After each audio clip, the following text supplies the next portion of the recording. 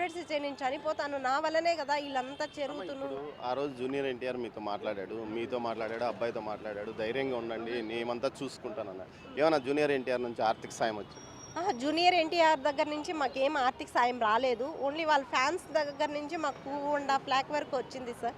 వాళ్ళు ఇచ్చారు 2.5 లాక్ వరకు ఎన్టీఆర్ ఫ్యాన్స్ ద్వారా. ఈ ప్రభుత్వం ఏమన్నా సాయం చేసింది? ప్రభుత్వం సీఎంఆర్ఎఫ్ నుంచి మాకు 11 లాక్స్ ఇచ్చారు సార్. మళ్ళీ టీటీడీ వాళ్ళు కానీ 40 లాక్స్ ఇచ్చారు సార్. బట్ ఆ అబ్బాయి కండిషన్ హై నుంచి హై అయిపోయి లో అయిందనమాట. ఇప్పుడు బాగుంది.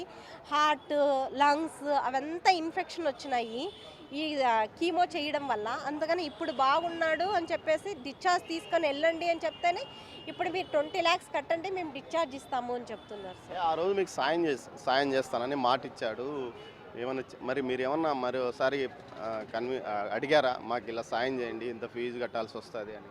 అంటే నా దగ్గర మాకు కృష్ణ యాదవ్ అనే సారు మాకు వీడియో కాల్లో చేపించారు సార్. నేను అడిగాను, సార్ ఏదైనా హెల్ప్ చేయండి సార్ అంటే మీ గవర్నమెంట్ దగ్గరికి వెళ్ళండి అని చెప్పారు సార్.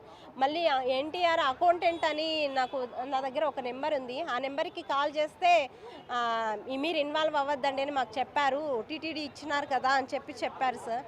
అంతే సార్, ఇంకేం చెప్పండి. మీరు ఏమన్నా మెయిల్ కానీ ఏదైనా పెట్టారమ్మా? లేదు సార్, నా దగ్గర ఏం నెంబర్లు లేవు సార్. ఎన్టీఆర్ సంబంధించి ఏం లేవు.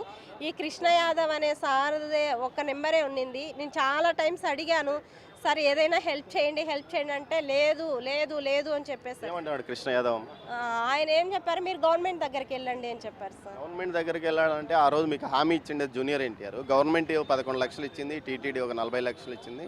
ఇంకా కొంత అవసరం ఉందన్న కోణంలో మీరు చెప్తున్నారు. మీ పరిస్థితి చూస్తే ఒక డ్రైవర్ మీ ఆయన, అదేవిధంగా మీ పరిస్థితి చాలా దారుణంగా ఉందని అప్పట్లో పెద్ద ఎత్తున మీడియాలో వచ్చింది. అది కూడా ఆయనకు మీరు ఏదైతే జూనియర్ ఎన్టీఆర్కి చెప్పారు, జూనియర్ ఎన్టీఆర్కి మీ అబ్బాయి వీరాభిమాని సినిమా చూసి చనిపోతానన్న స్థాయిలో నుంచి ఈ విధంగా కోలుకున్నప్పుడు ఒకసారైనా మీతో మధ్యలో ట్రీట్మెంట్ మధ్యలో ఏదైనా జూనియర్ ఎన్టీఆర్ కానీ వాళ్ళ ఫ్యాన్స్ కానీ ఎప్పుడైనా మాట్లాడారా?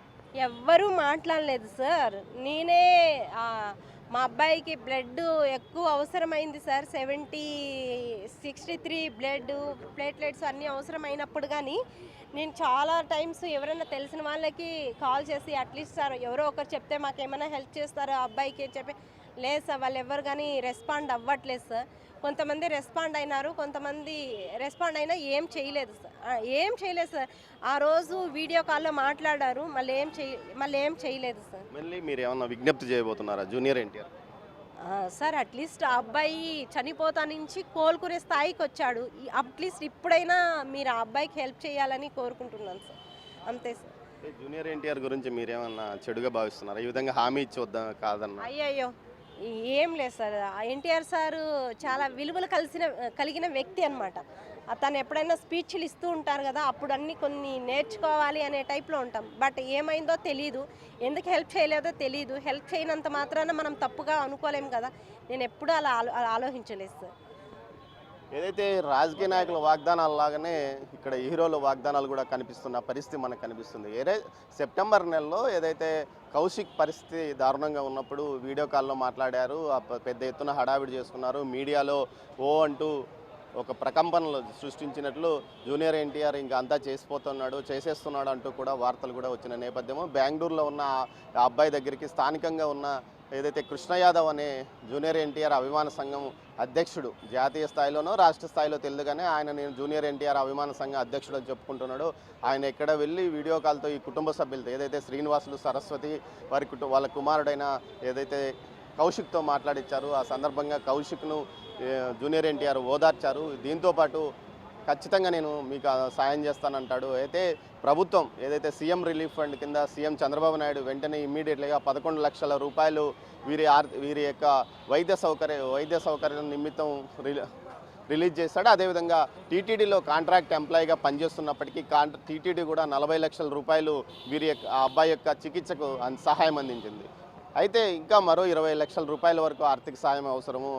ఈ పరిస్థితుల్లో అబ్బాయి ఏదైతే ఆసుపత్రి నుంచి డిశ్చార్జ్ కావాలంటే ఆ 20 లక్షల రూపాయలు కట్టాల్సిన అవసరం ఉంది. కానీ తాను గతంలో తనకు సాయం చేస్తాను అని వాగ్దానం చేసిన జూనియర్ ఎన్టీఆర్ యొక్క ఫ్యాన్స్కు సంబంధించిన లీడర్స్తో కానీ అదేవిధంగా అకౌంటెంట్తో మాట్లాడితే ఈ విషయంలో పట్టించుకోవద్దు, అసలు టచ్ చేయొద్దంటూ అక్కడి నుంచి పైనుంచి మాకు సమాధానం వచ్చిందని వారు చెప్పినట్లు ఆమె చెప్తుంది. మరోవైపు ఏదైతే తాను ఇచ్చిన మాటను నిలబెట్టుకోవాలంటూ కూడా ఆమె రిక్వెస్ట్ చేస్తుంది. కానీ డిమాండ్ చేయడం లేదు. తనకు ఆ రోజు సాయం చేస్తామని జూనియర్ ఎన్టీఆర్ మాట ఇచ్చాడు. ఆ నేపథ్యంలో ఈ విధమైన చికిత్స కోసం తాను ముందుకెళ్ళాను. తాము పేదవాళ్ళము, తమకు సాయం చేయండి, ఇచ్చిన మాట మీద నిలబడండి అంటూ కూడా ఆమె అర్థిస్తున్న పరిస్థితి. మరోవైపు మొత్తం మీద చూసుకుంటే మిడిల్ మేనేజ్మెంట్ ఏదైతే అటు జూనియర్ ఎన్టీఆర్కి వీరికి మధ్యలో ఏదైనా కొంతమంది ఉన్న ఫ్యాన్స్ అసోసియేషన్ నాయకులు ఏదైనా వ్యవహారంలో చక్రం తిప్పి వీరికి సాయం అందకుండా చేశారా, ప్రభుత్వం వద్ద నుంచి తీసుకోండి అంటూ ఘాటుగా చెప్పినట్లు తెలుస్తుంది ఏమకు. అయితే ప్రభుత్వం కూడా 11 లక్షల రూపాయల వరకు సీఎం రిలీఫ్ ఫండ్ ఇచ్చిన నేపథ్యంలో ఏదైతే మరోసారి సీఎం రిలీఫ్ ఫండ్కి అప్లై చేసుకునే అవకాశం ఉంది. కానీ సీఎం రిలీఫ్ ఫండ్ ఏదైతే పూర్తి స్థాయిలో అటు బిల్లులు పెట్టిన తర్వాత ఆ డబ్బులు వచ్చే అవకాశం ఉంది. కానీ ఆ రోజు తన అభిమాని కోసం అభిమానులతోనే నేను అభిమానులు క్షేమంగా ఇంటికి వెళ్ళండి అంటూ కార్యక్రమాల్లో చెప్పుకుంటూ వస్తాడు. చాలా విధంగా ఏదైనా బహిరంగ సభల్లో కానీ మీటింగుల్లో కానీ ఆవేశపూరితంగా సందేశాత్మకపూరితంగా సందేశాలు ఇస్తూ ఉంటాడు జూనియర్ ఎన్టీఆర్. కానీ తాను ఇచ్చిన ఈ చిన్న సాయం అంటే 20 లక్షల రూపాయలు మిగతా వారికి పెద్దదే కావచ్చు, కానీ జూనియర్ ఎన్టీఆర్ లాంటి స్టార్కు అదే పెద్ద లెక్కలేకి రాకపోవచ్చు. ఆయన వీరికి సాయం చేయాలని వీరు